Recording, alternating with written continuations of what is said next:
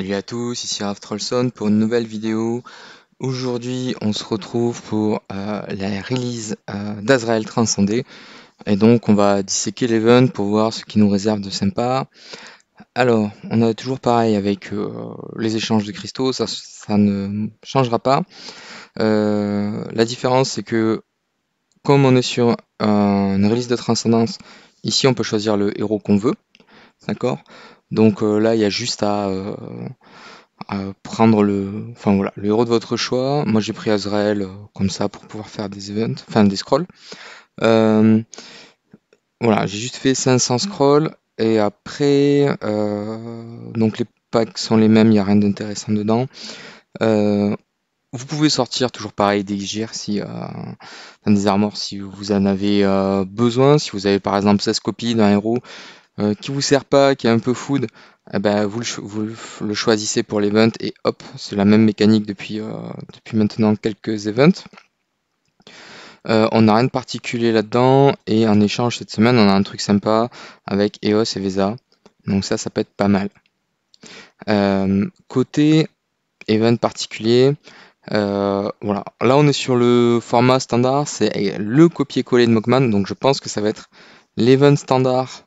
Enfin, le format standard des events comme ça maintenant, où on doit faire 1500 scrolls, payer 700 $, faire 10 Awaken dans le Soul Temple. Alors il y a peut-être une différence, c'est que pour le Soul Temple, il me semble que pour Mockman, il fallait faire que du Mockman là-dedans pour gagner des points. Ici ça marche avec n'importe lequel, et là aller chercher, faire des 5 étoiles. Peu importe le moyen. Le shop c'est toujours le même, avec des puppets, des coffres pour l'île céleste qui sont assez sympas. Ici, on a le choix entre des artefacts, des flags si on est un peu court, ou de l'essence spirituelle si on est large. Et après, les coffres de sublimation ou de corps. Et si vous maxez l'event, vous avez ces lots-là en plus qui sont plutôt pas mal. Donc là, globalement, si on réfléchit vite fait, un pack à 100 $, ça fait 120 points, parce que ça nous fait hop, 100 points ici, plus 20 points là-dedans. Donc voilà, globalement, ça situe un peu le truc. Les combats sont des combats classiques. Alors là, après, ils commencent à être un peu embêtés parce que maintenant, je crois que ça... 1, 2, 3, 4, 5, 6, 7, 8, 9, 10, 11. C'est le 11e trans, si je dis pas de bêtises. Ouais, c'est ça. Donc à partir de... Alors dans 2 mois, on a le 12e. D'accord, hop, ici. Dans 2 mois, on a le 12e. Donc après, ça risque d'être... Faudra voir comment on fait... Enfin, comment on fait? Comment ils veulent se débrouiller pour la suite, quoi. Parce que... sinon, il faudra aller farmer dans le TOC pour aller choper plus de 12 héros. Donc voilà, ça c'est du classique, donc il y a toujours moyen d'aller chercher sans plume. Sur IHD, il y a la liste des joueurs qui mettent ici en liste d'amis, voilà, chercher le mot, les 6 persos. Donc voilà, n'hésitez pas à les demander, il y en a certains qui ont des macros, c'est toujours sympa. L'event gala, donc là en gros, ici il faut éveiller des Azrael, voilà, pour aller chercher hop, des copies ici. Donc ce coffre-là, il va évoluer jusqu'à la prochaine release. Donc le prochain, ça sera un Abyss, voilà, à la fin du mois, si on suit l'ordre logique des choses. Ça sera un Abyss à la fin du mois et il sera transcendé dans 2 mois. D'accord, donc début novembre. Peut-être qu'avec le roulement des events, ils vont faire coïncider ça avec le Black Friday, ou pas, on verra. Et après, il y a les packs de relais qui sont ils sont toujours value si vous êtes chaud dedans. Voilà, donc c'est-à-dire que des scrolls, des gemmes, des corps, le total est assez sympathique, d'accord? Donc ça fait 45 corps, un artefact splendide, plus des plumes, des shards et des gemmes. Voilà, c'est toujours assez sympa ce petit pack là. Donc il y a une vidéo à venir sur l'ouverture des corps, parce que entre les quêtes et entre les quêtes et les fights, ils sont là les fights.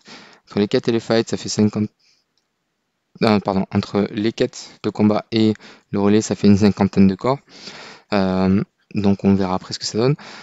Côté Azrael et PVP maintenant, alors faut se rendre compte d'un truc, c'est que maintenant les combats ou les fights, en tout cas ceux qui comptent en PVP, vu que tous les 2 mois ils nous donnent des events à 750k d'essence, on est dans un méta maintenant qui a bien changé et où les factions régulières ne comptent plus. Voilà. Faut l'accepter, c'est la tournure du jeu. Donc là maintenant, avoir des transcendés et beaucoup de transcendés, c'est ce qui va compter. C'est ce qui va compter pour la suite. Ça fait pas forcément du bien à entendre, mais voilà, c'est la vérité. Pourquoi je dis ça? Parce que à chaque fois, on se pose la question de dire, mais est-ce que ça vaut le coup d'aller sur des transcendés? Quelle équipe je peux optimiser, machin? En fait, maintenant, si on compare les bonus qui sont conférés dans les arbres aux bonus que pourrait conférer un support de faction régulière, il y a plus photo en fait. Si on prend par exemple une équipe avec un double Rogan, d'accord? Double Rogan V4, ici ça va filer 62 speed à ses alliés et 120 aux assassins. Ok. Bon, 62 speed, ça se fait outspeed par un T2. Parce que le T2, il a 64 de speed en plus. Si on va par là, 2 Rogan, enfin une équipe flat V4 avec 2 Rogan, ça se fait outspeed par des T5. Les T5, ils ont 160 de speed en plus. Le haut de Rogan, ça va donner 60 ou 120 de speed. Ok, on me dit on peut jouer 3 Rogan, on peut en jouer 4, mais à un moment donné, 4 supports plus 2 DPS, ça fera peut-être pas l'affaire face à 6 T5. Donc voilà, ça c'est la réalité des choses. Donc faut se rendre à l'évidence. On va voir ce que ça donne sur les à l'avenir en fait, tout simplement. Parce que du coup, on risque d'avoir des choses assez intéressantes et des mécaniques assez broken. Alors il y a toujours des équipes qui vont pouvoir faire des trucs. Je pense notamment à ceux qui pourraient être tentés de focus le corps de d'Holmes.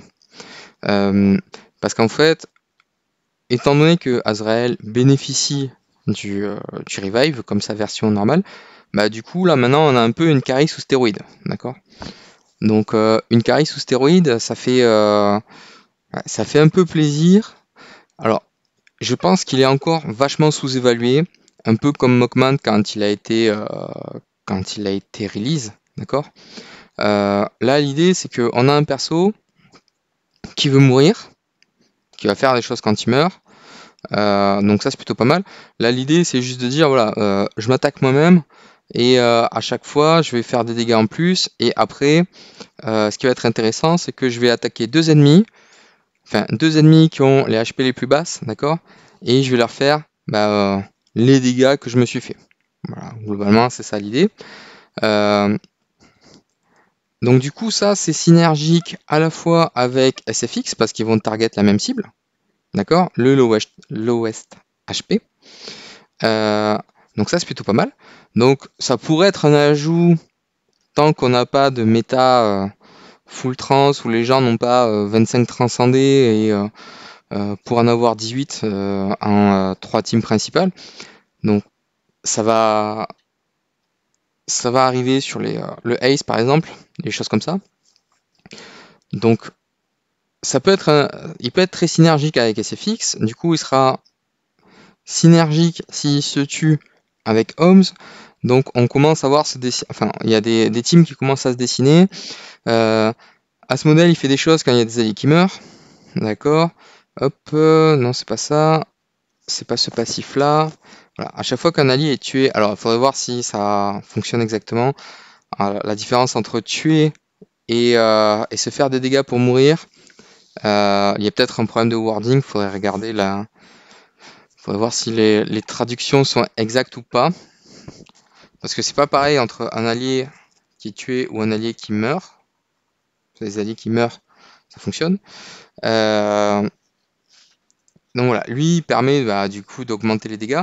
Donc en fait, on a quelque chose où, si on dit Azrael, SFX, Asmodel, Holmes, déjà on a 4 persos qui commencent à avoir des synergies entre eux. Plus derrière, on peut mettre une queen pour le 20% overall. Et puis derrière, on peut mettre un Aspen ou quelque chose comme ça pour commencer à enchaîner les contrôles. Donc là, en fait, on a la possibilité d'avoir beaucoup de synergie entre les persos. Donc les persos des factions régulières, à l'heure actuelle, ils vont servir à quoi? Ils vont juste servir à faire détonante. D'accord? Parce que tant que dans les maisons, c'est pénible d'avoir ouvert la 7ème. Tant que dans les maisons, on n'a pas tout le monde, tant qu'on n'a pas 4 slots occupés par des trans, là à l'heure actuelle, il y a zéro intérêt. Et s'ils faisaient ça, ça rendrait la plupart des flags obsolètes, parce que beaucoup de joueurs sont allés focus des flags de héros, de factions différentes. Donc là, ça gueulerait pas mal dans les. Je pense que ça gueulerait beaucoup en fait même. Donc voilà. Donc les héros des factions régulières ne vont servir qu'à ça, globalement, hein. Parce que les slots 2 et 4 sont généralement occupés par des héros transcendés. D'où l'intérêt d'avoir plusieurs héros, d'avoir un maximum de transcendés possible. Et donc ça nous fait revenir sur la question métaphysique de qu'est-ce qu'on fait des sphères. Parce que s'il nous faut des transcendés, il nous faut des cristaux de transcendance. S'il nous faut des cristaux de transcendance, on peut convertir des sphères ou augmenter notre farm. Donc ça, c'est vraiment une grosse question qu'on peut voir sur une orientation qu'on risque d'avoir, et il sera peut-être de plus en plus légitime de commencer à convertir ces sphères dans des cristaux. Donc là, il faut rester vigilant, voir ce qu'on peut faire, parce que globalement, à partir du moment où on a une masse critique de shards intéressante, alors on va redéfinir le intéressant de suite, c'est-à-dire que je pense que le nombre de shards qui est intéressant, c'est les transcender tous en V4 pour le compte, derrière tout ce qui est tenante V4, donc ça c'est le minimum. Donc si je compte, moi j'ai 13 transcendés, et on va aller voir les maisons. Donc j'ai une maison max, d'accord, celle-ci. Alors on compte pas les statues d'aura ça sert à rien. Donc une maison max, et la deuxième qui est finie à 80% à peu près. Donc ça me fait 4 tenantes de faction régulière. Donc là, je suis pile poil. Globalement, je peux pas avoir moins de charts que ça. Sinon, ça veut dire que je vais avoir des. Alors, il y a. Ah oui, parce que j'ai un tenant que j'ai. Alors, du coup, j'ai pas mis le. Bon. Elle est où cette. Elle est où cette Freya? Ah oui, la Freya, elle est elle est ici. La Freya, elle est ici parce que. Parce que j'ai pas de. Jara en double. Ça aussi, ça va être un problème. Construire plusieurs fois des transcendés, c'est déjà chaud d'avoir des comment ça s'appelle. C'est déjà compliqué d'aller chercher un transcendé à chaque release. Là, il y a entre guillemets que 2 doublons. Il en faudrait davantage si on veut tous les tenants de V4. Donc là, voilà, ce tenant là, j'ai envie de dire même, je suis un peu short en shard, parce que du coup, il faudrait que, hop, je fasse ça, que les 3 je les convertisse ici, tac, pour aller derrière, hop, up celui-ci, à V3, V3 attaque. Il y a que ça à faire en fait sur celui-là, et je pourrais pas le terminer en V3 attaque. Il va me manquer 300 000 shards à peu près. Donc voilà, là c'est comment savoir comment connaître son besoin en shard. Je pense que c'est ça le calcul. Ce qu'il faut se dire aussi, c'est que tout ce qui est tenant, après tout ce qui va être niveau d'arbre supplémentaire, ça va consommer énormément de shards. Hop, on va s'arrêter là, je pense. Voilà, on l'a mis V3, c'est plutôt pas mal. Alors hop, il faut que je vérifie un truc. Parce que mon prochain objectif, alors je vais voir si c'est intéressant ou pas, c'est de passer SFX en T3. Et donc, pour la passer en T3, il me faudrait 1 million de shards. Ouais, donc en fait, je les ai pas.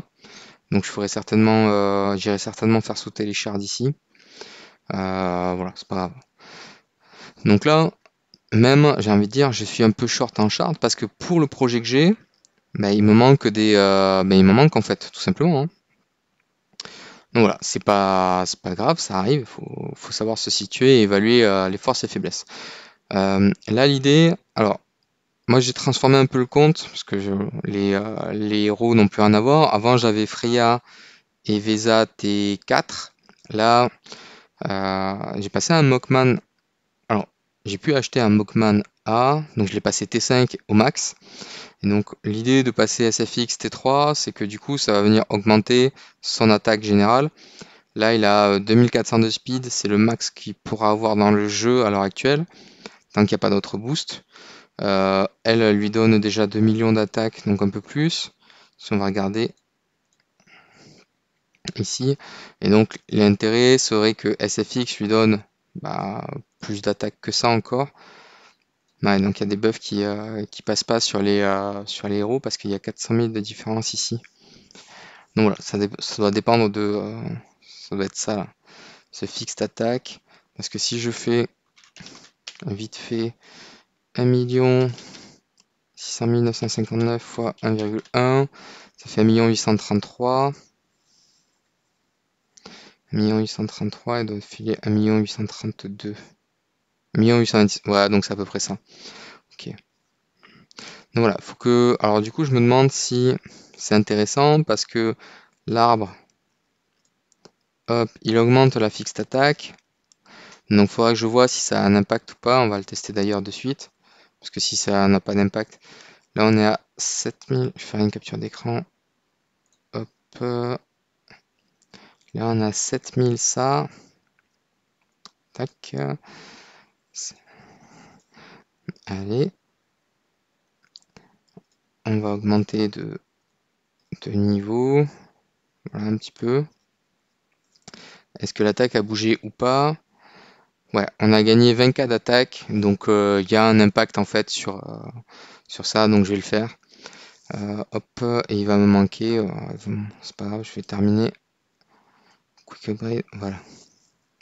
Ouais, là, il me manque surtout des shards, sinon je pourrais gagner quasiment une dizaine de niveaux, donc bientôt finir ça. Donc voilà, là c'est la chasse aux stats, donc 5 millions, 7 millions 5 c'est pas mal. Selon les besoins en speed, je peux le passer comme ça. Là on est à 7 millions 6. Ouais, c'est intéressant parce que au max tout à l'heure il était à 7 millions 5.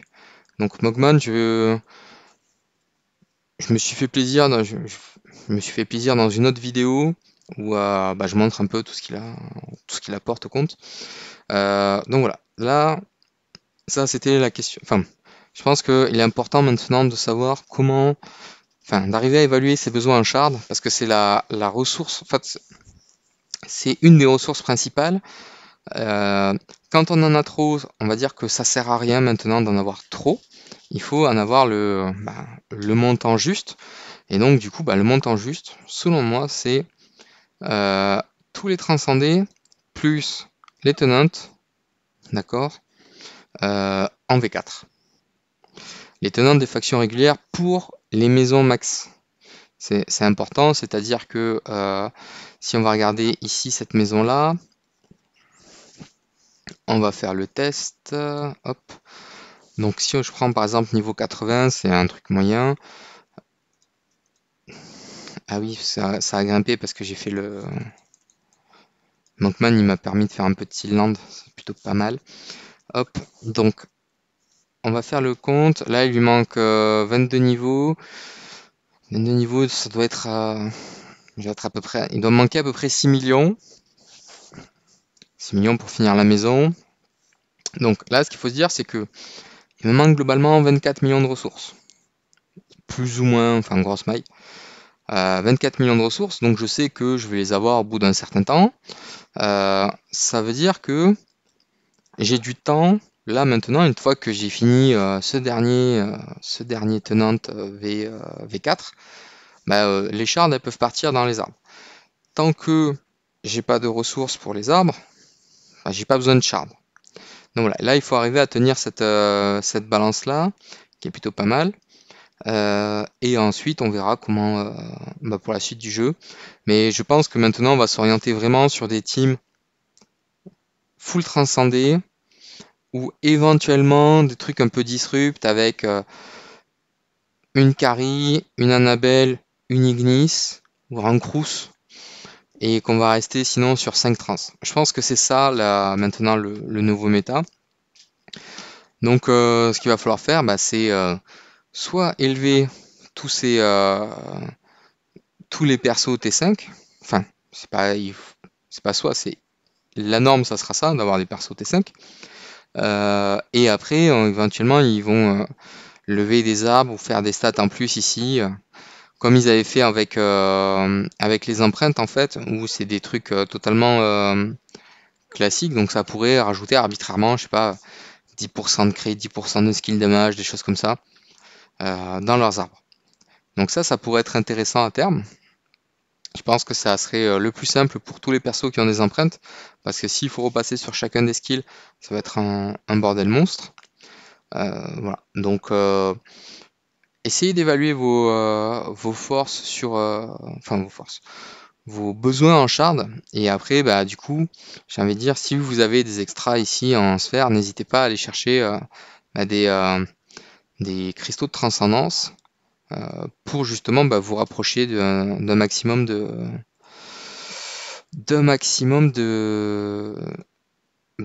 prochain trans en fait que vous aurez. Donc là, tous les 5 millions que vous avez, c'est intéressant. Alors, ne faites pas l'erreur de convertir des sphères en avance de phase, d'accord. Vous ne le faites que si vous avez les, euh, les 5 millions, sinon ça ne sert à rien. Le faire à l'avance, bah, c'est gâché. Donc voilà, on va éviter en fait de monopoliser des ressources. Là, on va regarder ce que ça vaut Mockman dans la Ringgate, ça fait toujours plaisir.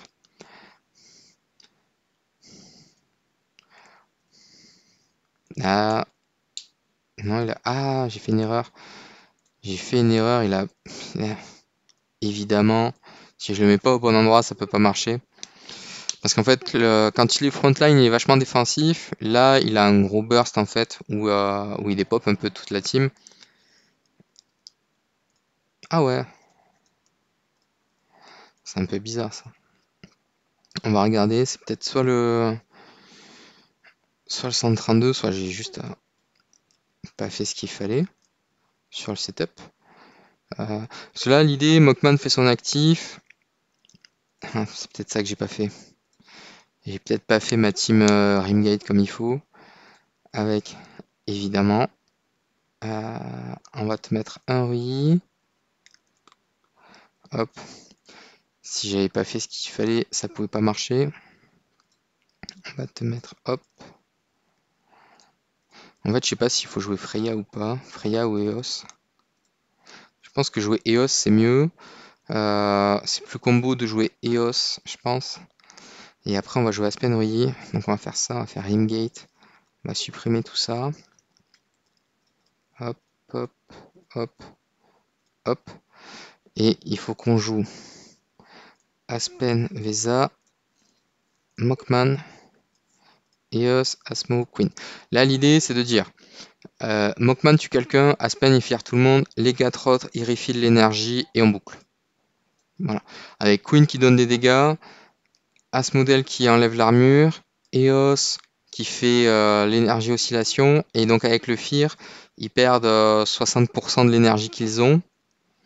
Voilà, c'est ça, c'est un petit peu ça l'idée du build en fait de cette équipe. C'est comme ça que ça peut faire un peu de synergie. Donc maintenant on va regarder si ça fonctionne bien. Hop, Rimgate ici. Voilà. C'est comme ça que ça m'a permis de passer pas mal de niveaux dans la campagne, donc ça c'est plutôt pas mal. Donc Hop, un gros burst. Là, il y a 5 fear, d'accord. Donc ça, c'est plutôt pas mal. Donc, à moins qu'ils arrivent à gagner de l'énergie, voilà, là, typiquement, je risque de prendre 2 actifs, parce qu'ils sont normalement plus lents.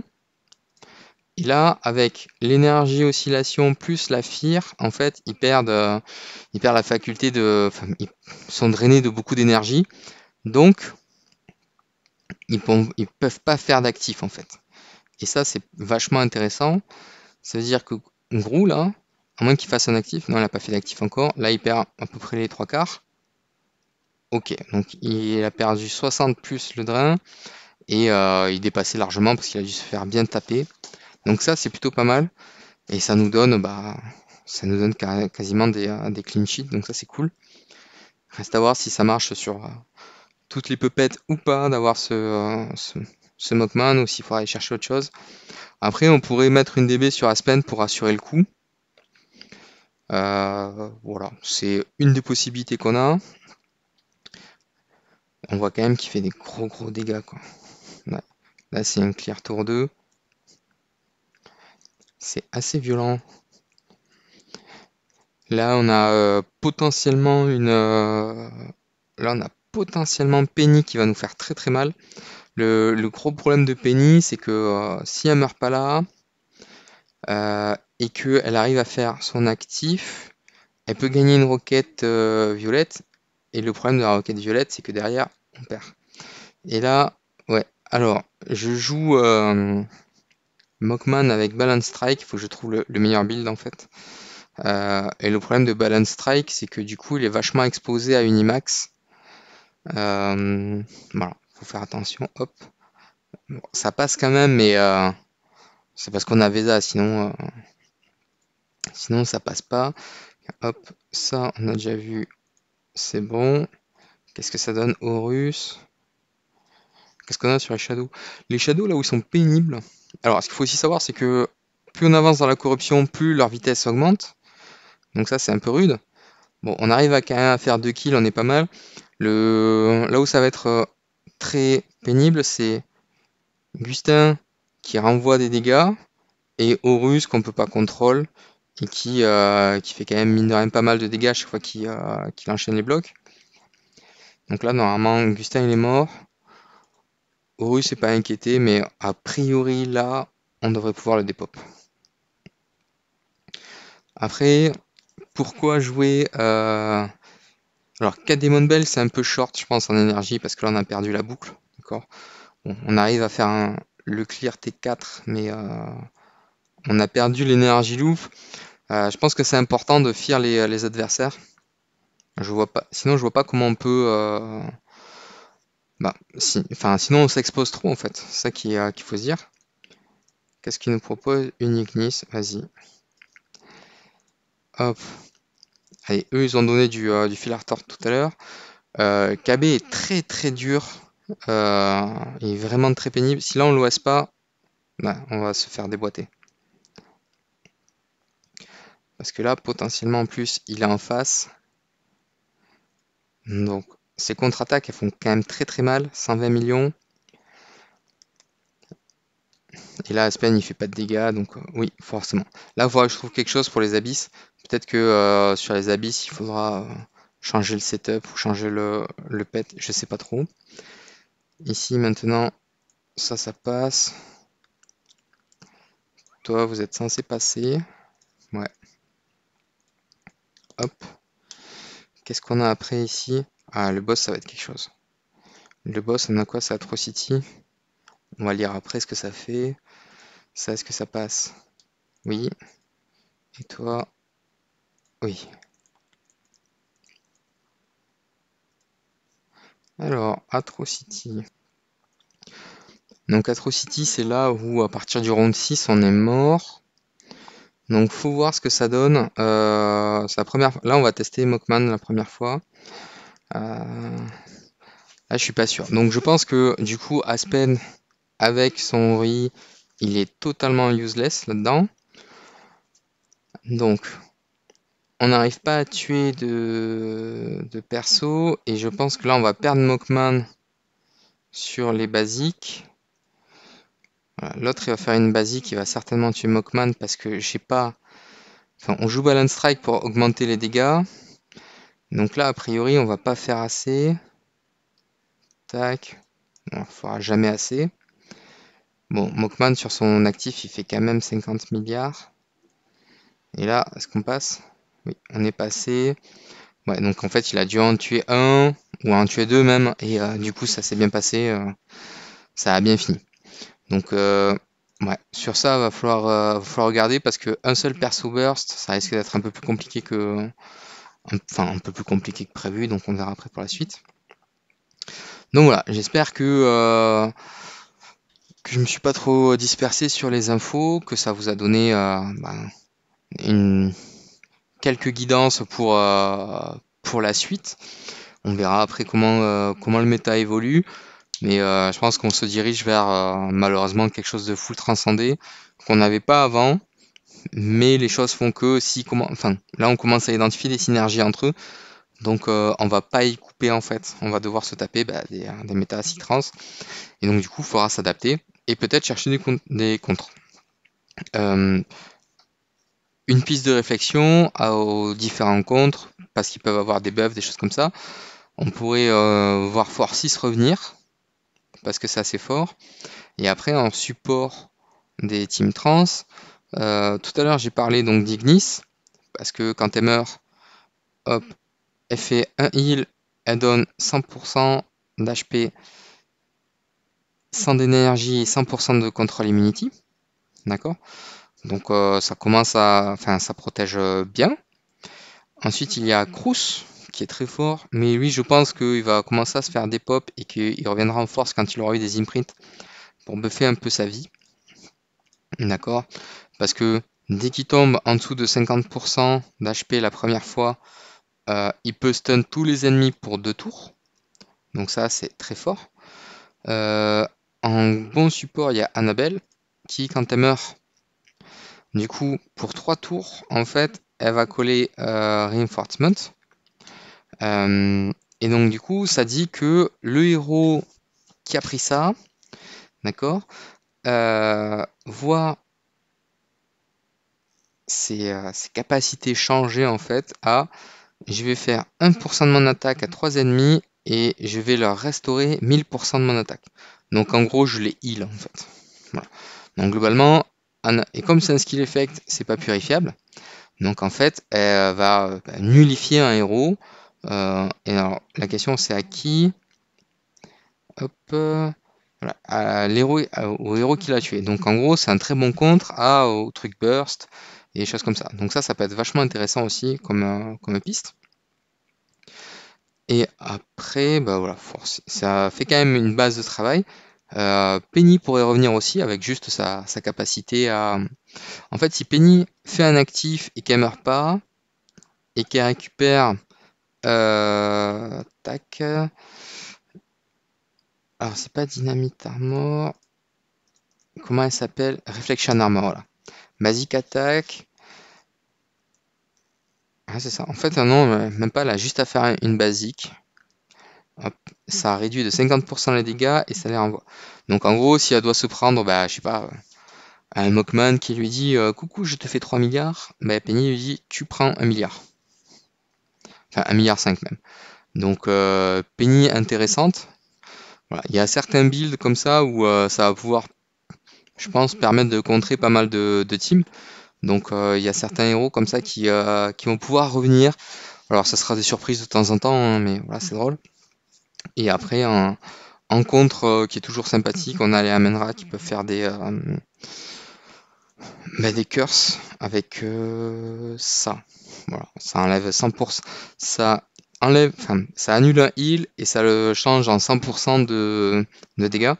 Donc sur les persos qui ont juste un gros heal, style Aspen, je pense à lui.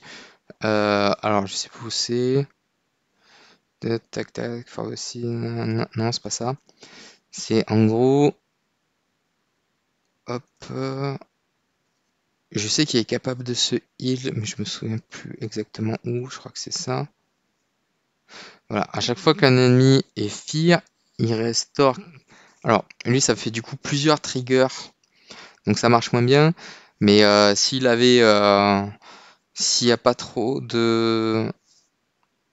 Quoi que ça pourrait le tuer au premier trigger en fait, s'il a moins de 10% de CHP. Donc voilà, à surveiller. Donc je pense que je pense qu'on va tomber sur un méta qui va s'orienter d'abord C-Trans et après on va partir sur quelques équipes avec des spot counters, histoire d'être un peu plus challengeant, on va dire, pour les autres. Voilà. Et du coup, pour Mockman, ça sera dans une autre vidéo qui arrive très bientôt sur ses performances et ses prouesses et ce qu'il est capable de faire. Et maintenant, avant d'oublier le tirage des 50 corps dont j'avais parlé au début de la vidéo, voilà. J'espère que ça vous plaira.